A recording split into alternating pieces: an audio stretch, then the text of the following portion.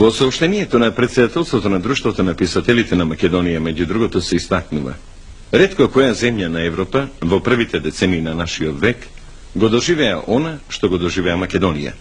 Македонскиот народ изведе сјајна социјално-национална револуција. На незина почва и со незина припомош се изведе и младотурската револуција. Двете балкански војни и првата светска војна во најголем обем се одвива исцело на македонска територија. Цели 6 години траеше тој погром со учество на милионски војски од Европа, Азија и од Африка. На десетици илјади македонци останаа за секогаш на боиштата. На десетици илјади македонци изумреа од болести, епидемии и глад. На стотици илјади беа фрлени во бегство, за да го спасуваат својот гол живот, расфрлени низ континентите во класичен воен, политички и социјален екзил.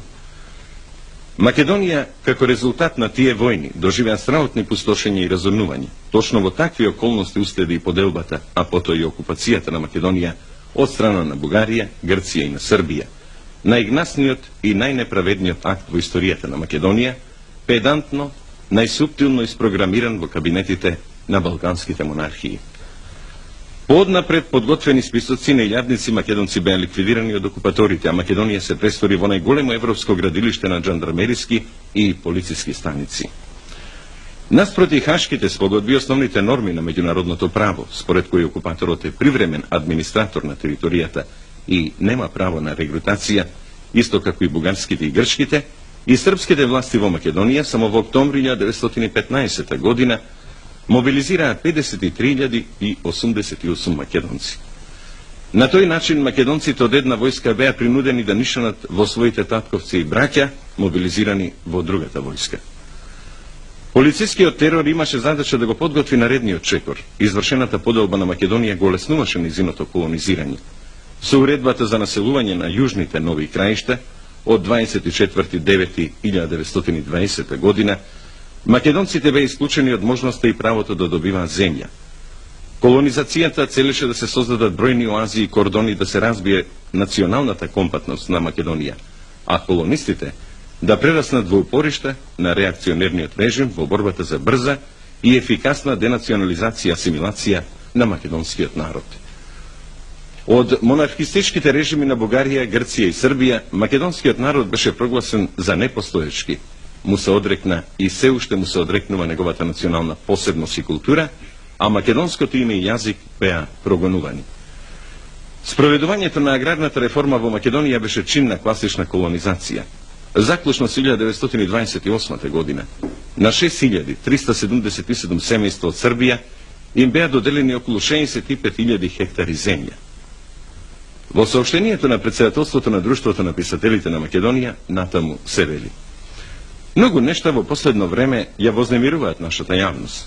Настаните со манастирот Свети Прохор Чински, со македонските археолози, присвојувањето на македонската средновековна историја и уметност, односот на српскиот печат кон собирот на децата бегалци од Македонија во Скопје, односот на југословенската надворешна политика кон македонското национално прашање, односно прашањето за признавање на елементарните човечки права на македонските национални малцинства во соседните земји и така натака.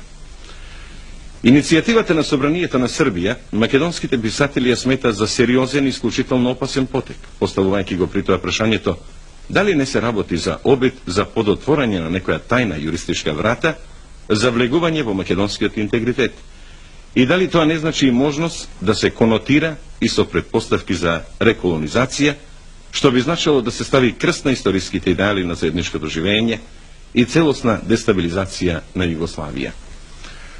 Ова иницијатива, го сакал тоа некој или не, им оди на рака на најреакционерните и најнеаушни тези дека македонската држава и нација се октроирани. Поради сето тоа се вели меѓу другото во сообщението на председателството на Друштвото на писателите од Македонија: бараме Собранието на Југославија оваа точка да ја симне од дневниот ред. Делегатите од Македонија во него да ја одбијат дискусијата по оваа иницијатива. Собранието на Србија да ја повлече иницијативата, а Собранието на Македонија да подготви и издаде бела книга за ова прашање со сета објективна историска аргументација.